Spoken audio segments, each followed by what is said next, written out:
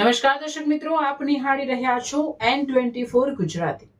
તો નજર કરીશું આજના મહત્વના સમાચાર પર। ભરૂચ શહેર અને જિલ્લામાં આજે અચાનક પેટ્રોલ પંપ ઉપર વાહનોની લાંબી કતારો જોવા મળતા હડકંપ મચી ગયો હતો। યુદ્ધના કારણે ઇંધણની સપ્લાય પર અસર થશે તેવી અફવાઓ ફેલાતા લોકોમાં ગભરાટનો માહોલ સર્જાયો હતો અને મોટી સંખ્યામાં લોકો પેટ્રોલ અને ડીઝલ ભરાવવા પંપો પર ઉમટી પડ્યા હતા। ખાસ કરીને શહેરના કેટલાક વિસ્તારોમાં પેટ્રોલ પંપો પર વાહનોની લાંબી લાઈનોને કારણે ટ્રાફિક જામ જેવી સ્થિતિ સર્જાઈ હતી। ભર બપોરના તાપમાં પણ લોકો કલાકો સુધી લાઈનમાં ઊભા રહી ઇંધણ ભરાવતા જોવા મળ્યા હતા। ઇંધણ ખૂટી જવાની ભીતિ લોકોના ચહેરા પર સ્પષ્ટપણે જોવા મળી રહી હતી।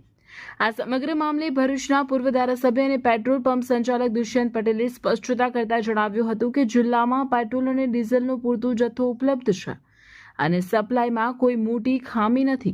માત્ર શહેરના 2 પેટ્રોલ પંપ પર સપ્લાય ખૂટતા લોકોમાં ગભરાટ ફેલાયો હતો। તેમણે નાગરિકોને અપીલ કરતા જણાવ્યું હતું કે ગભરાટમાં આવીને અનાવશ્યક રીતે વધુ ઇંધણ ભરાવવા દોડાદોડ ન કરે અને પોતાની જરૂરિયાત મુજબ જ પેટ્રોલ અથવા ડીઝલ ભરાવે, જેથી સાચી જરૂરિયાત ધરાવતા લોકોને સરળતાથી ઇંધણ મળી શકે અને અનાવશ્યક ભીડ ટાળી શકાય।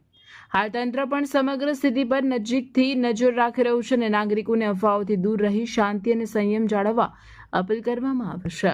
ઈરાન, ઇઝરાયલ અને યુએસએ ના યુદ્ધ જે થઈ રહ્યું છે અને વિશ્વમાં ઘણી બધી જગ્યાએ પણ આવા બનાવ બન્યા છે, ત્યારે ભારતમાં પેટ્રોલ, ડીઝલ, ઓઇલની અછત સર્જાશે એવા જે વાતો વહેતી થઈ છે એ તદ્દન ખોટી છે। ભરૂચની અંદર જે મારા પેટ્રોલ પંપ પર આજે સવારથી ખૂબ મોટી ભીડ છે। પૂછપરછ કરતાં જાણવા એ મળ્યું કે ભરૂચ સિટીની અંદર જે માર્કેટ સાઇડના 2 પેટ્રોલ પંપ પર પેટ્રોલ ડીઝલ ન હોવાના કારણે લોકો પેનિક થયા છે ને ધસારો કરી રહ્યા છે।